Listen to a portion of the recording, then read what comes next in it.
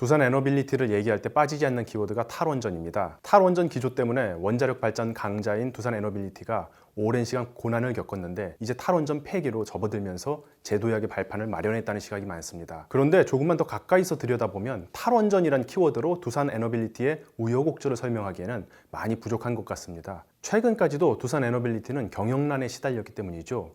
세금을 투입한 자금 수혈로 급한 불을 끄면서 계열사들을 매각하고 직원 수를 감축하는 구조조정도 해왔는데요. 사실 가장 직접적인 요인은 탈원전 정책이 아닌 두산건설에 대한 밑빠진 독의 물붓기식 지원이었습니다. 두산중공업의 손익계산서를 보면 뜻밖에도 지난 몇 년 동안 영업손실을 본 것은 2020년뿐입니다. 그런데도 영업 외적 손실이 커 2014년에서 2020년까지 7년 동안 연간 순손실을 냈는데요. 손실의 대부분은 바로 두산건설 지분에 대한 손상차손에서 비롯됐습니다. 두산건설을 향한 막대한 자금 지원은 주력 사업인 에너지 사업에서 마땅히 진행됐어야 했던 투자를 못하게 한 기회비용이기도 합니다. 에너지 산업이 친환경으로 대전환하는 시기에 변화의 타이밍을 놓쳐버린 것이죠. 두산 에너빌리티의 원전 사업 비중은 10%가 안 되는 것으로 추정되고 있는데요. 여태 가장 주력이었던 분야는 석탄 발전 쪽입니다. 우리나라뿐 아니라 세계적으로 탈석탄 기조는 매우 뚜렷합니다. 그런데 두산 에너빌리티가 제때 변신하지 못하면서 석탄 발전 수요 급감에 따른 직격탄을 맞게 된 측면도 적지 않아 보입니다. 그래서 그 시기에 두산 에너빌리티가 새로운 시장을 적극적으로 개척하지 못한 점에 대한 아쉬움도 큽니다. 같은 맥락에서 이제 다시 웅비하려는 두산 에너빌리티를 탈원전 폐기에 따른 수혜기업이라는 틀로만 바라본다면 많은 부분을 놓칠 수 있습니다. 두산 에너빌리티의 중장기 수주 계획을 보면 올해 성장 사업의 수주 목표는 3조 2천억 원인데 내년부터 2026년까지 연평균 수주 목표는 5조 3천억 원으로 확대됩니다. 비중으로 따지면 올해 36%에서 52%까지 확대되는 것입니다.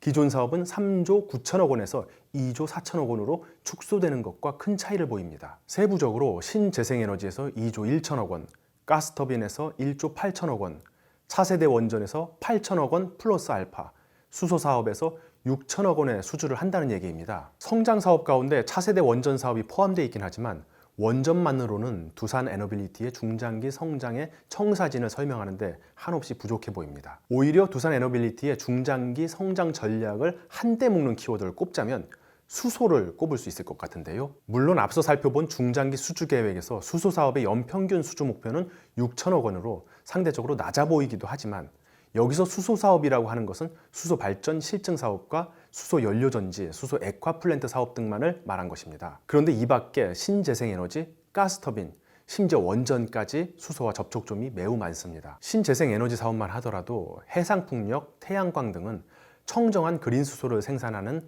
수전의 사업과 연결할 수 있습니다. 현재까지 소개된 여러 수소 생산 기술 가운데 탄소 배출이 제로인 방법인 만큼 가장 최종적 형태의 수소 생산 방식이 될 것입니다. 가스터빈 사업도 수소와 관련해 주목해야 할 점이 많습니다. 얼마 전 두산 에너빌리티는 세계에서 5번째로 대형 가스터빈 개발을 마쳤습니다. 가스터빈 기술이 중요한 이유는 탄소 제로로 향하는 길에 중요한 징검다리가 돼줄 수 있기 때문인데요. 먼저 천연가스로 발전을 하는 가스터빈 자체가 석탄 발전보다 탄소 배출이 적습니다. 그보다 더 중요한 것은 현재 가스터빈은 수소 터빈으로 진화할 것이라는 점입니다. 현재 두산 에너빌리티는 수소와 천연가스를 섞은 연료로 발전하는 가스터빈과 수소만으로 발전하는 가스터빈을 개발하고 있습니다. 수소를 섞어 발전하면 탄소 배출이 전보다 훨씬 줄어들게 되고 수소만으로 발전하면 탄소 배출이 전혀 없게 됩니다. 두산 에너빌리티가 가스터빈 분야에서 말 그대로 5손가락 안에 드는 곳인 만큼 탄소 제로에 반드시 필요한 수소 터빈 시장에서 독과점적 지위를 누릴 수 있는 셈입니다.